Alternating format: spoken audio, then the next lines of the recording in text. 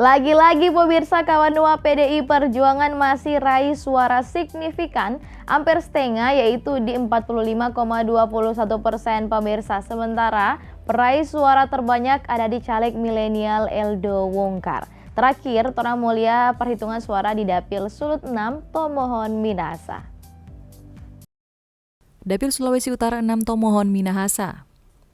PDI Perjuangan masih meraih suara terbanyak dengan 37,47%.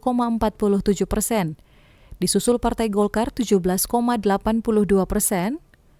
Partai Gerindra 13,51%, Partai Nasdem 9,87%,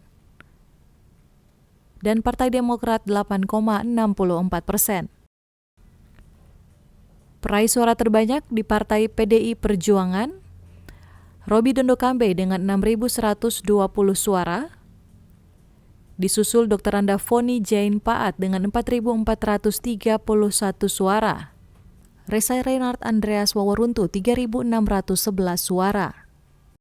Peraih suara terbanyak dari Partai Golkar, Ingrid Jacqueline Nova Novieta Sondak dengan 3.275 suara, disusul Insinyur Miki Junita Linda Wenur dengan 2.446 suara.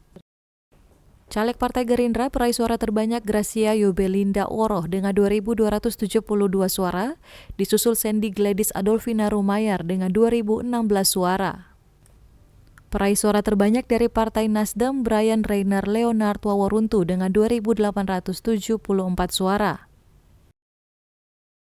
Ya, itu tadi pemirsa. Yang terakhir, Dapil Tomohon Minahasa peraih suara terbanyak Robi Dondo Kambe, mantan Wakil Bupati Minahasa. Jadi kesimpulannya, dari hasil penghitungan suara sementara berdasarkan data real count KPU tadi, merata di semua Dapil for DPRD Sulut, PDI Perjuangan masih dapat suara paling banyak.